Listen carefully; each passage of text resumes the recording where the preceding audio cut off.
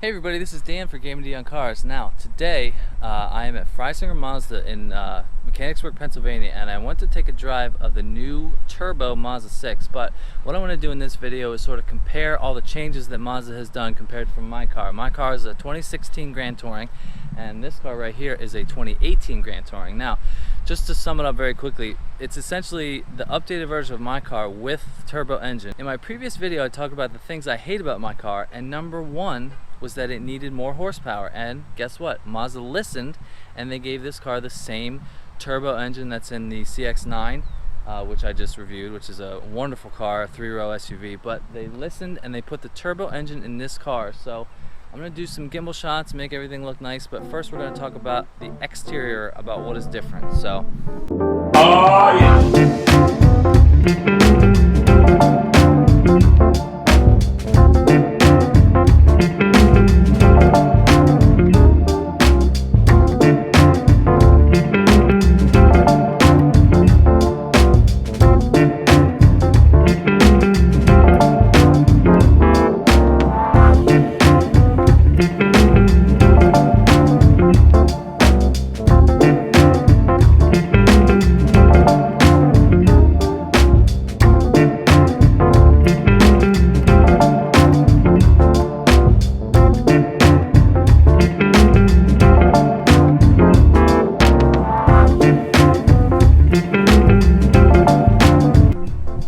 Starting up front. Now, this is my car. This is the same trim in different years, and as you can tell, the grille is a little bit different from this one. It sort of has like a, I don't know what you call it, like a more stitched sort of look as opposed to the vertical slats in my car. Now, this car for 2018 has done away with the fog lights. They don't have fog lights anymore, which my car does. They've got a redesigned LED look. In my car, it sort of has the 1, 2, 3 slash look. In this car, it is sort of below the headlight here. The turn signal is up here on the top, and the LED running lights are on the bottom now. It sort of goes the same on the back of the car. So otherwise, you still got the same character line going down the side of the car. This car actually has a red pinstripe. Going around the side, you've got the same looking mirrors. They're sort of detached from the door, which I always thought was a nice feature as my car. You've got a new wheel design, which if you look at the wheels compared to my car and this one, I like mine in the Grand Touring trim. Mine are considered a gray finish, but on the new car, these wheels actually look like a first-gen Mazda Speed 3. I don't know if that is sort of a throwback that Mazda did, sort of just to, I don't know if you could say, pay homage to the Mazda 3, but it is a very nice look. They are still 19 inches, just like mine. Obviously this car is finished in black and this one is in white. I actually was here the other day and I was going to do this comparison with a white car against a new white car, but they sold it, so got this black one. So if you're looking at the side profile, it looks exactly the same as my car. It is still the same body as my cars, except the taillights and the headlights have been updated and the interior has been completely redesigned. So going back behind the car, one thing you can tell from this car is that the turbo versions have bigger tailpipes compared to my car. You've still got the same silver bar. The taillights have been redesigned. This right here is the turn signal. You still have the circle like my car has, but the taillights are sort of underneath the light like they are in the headlights. I'll show you how they look in my car too. But you still got the same spoiler as my car, same rear bumper, same treatments, looks exactly like the car.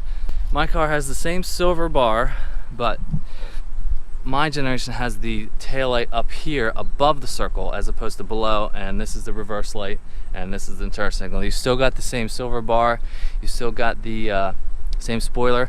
Now you can tell that the tail lights are just a little bit smaller, but I guess they just did that to separate from the turbo model in this car. Hey, look at that, that's pretty nice. Don't forget to subscribe to GemmyD on Cars. So that sort of sums up the outside of the car. Like I said, still got the same character lines as this one. It's just a nice little upgrade. So now let's go to the interior.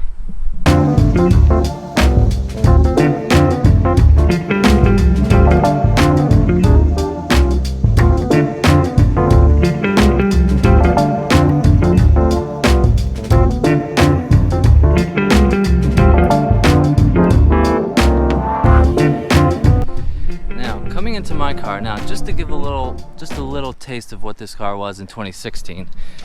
You've got leather seats. You've still got a 7-inch screen up here. The new car has an 8-inch screen, but basically everything you see in here has been upgraded. Even the steering wheel is different. The gauges are the same, although they are a little bit upgraded in the signature trim, which is a step above this one. The heads-up display is completely different. You know, my car has the flip-up thing, and whenever I turn on the car, the little window flips up there. Now in the new car, it's just projected up onto the screen. So my car sort of has a sort of two-tone finish with a little bit of a aluminum trim here, and I'll show you what it's like in the new car. But it's exactly, this was a nice car for 2016, and I'm still impressed with this interior, but once we go in the other one, you'll see how much nicer it is. So the back seat is the same, the trunk is the same.